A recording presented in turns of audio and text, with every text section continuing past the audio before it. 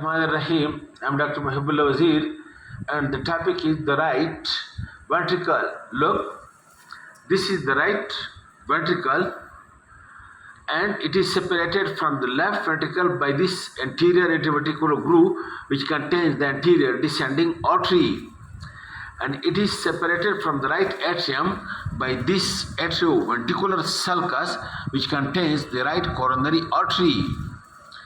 And then you look, the upper part of the right ventricle, it is narrow. This upper part is narrow, this one.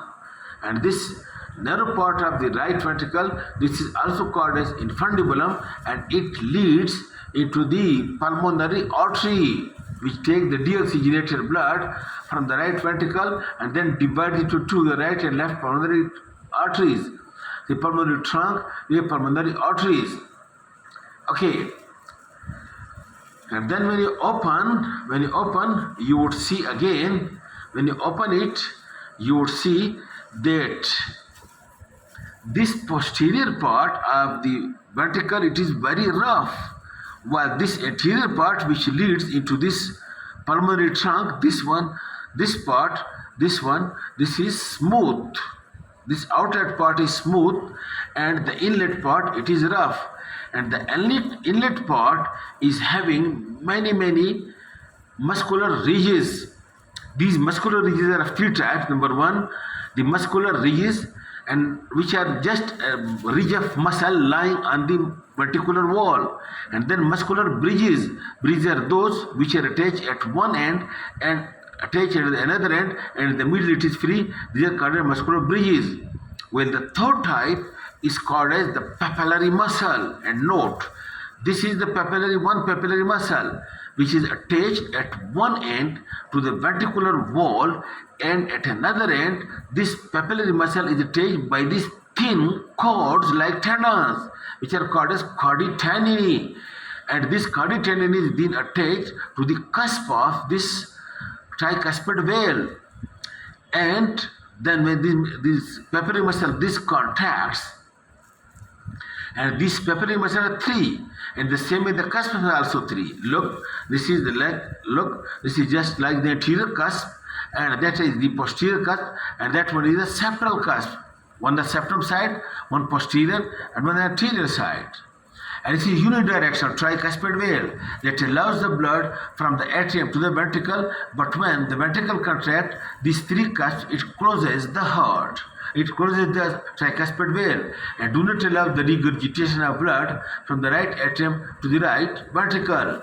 Okay, and then this is the interventricular septum, and present at the interventricular septum, there is one big papillary muscle. And this one big papillary muscle, again you can see this is anterior cusp, and this papillary muscle which is present on this interventricular septum, this is being called as the moderator band or septomarginal papilla. Okay, these are the notable parts of the right ventricle. In the same way, at the same time, we take the advantage. Look, this is the left ventricle. Look, the left ventricle wall is much thicker than the right ventricle. And look, the papillary muscles are very strong because the left ventricle has to push the blood to the whole body through the aorta. Okay, through this aorta. And look, these strong papillary muscles and this strong cordae tendineae, it is the cusps of the valve. Okay, this is the bicuspid valve between the right atrium, the left atrium, left ventricle. The big papillary strong muscles, and then the opening of the aorta and the opening of the coronary sinus. It is also being coronary opening. It is also being guarded by the cusp. Look, but the cusps are like this. One cusp, and you can see this cup. Then when the ventricle contracts, the blood being passes upward into the aorta through this cusp.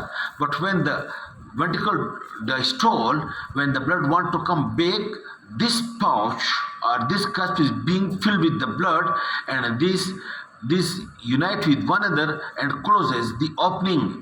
What a strange way this opening is being closed and relaxed. And note, this thin cordae tendineae and this cusp, these are working for 80 years, 90 years, and 100 years. This is being made by Almighty Allah, and we should be thankful. Look, this is such a strong material that it worked for 80, and this is the three cusps of the aortic opening. In the same way, the opening of the pulmonary valve are the same, but the tricuspid or bicuspid valve, the structure is the same. And this is the left atrium having the four veins, the pulmonary vein opening at it, and the atria are very thin walled. Okay, this is the demonstration on the heart, and I hope it will be clear to you. Thank you.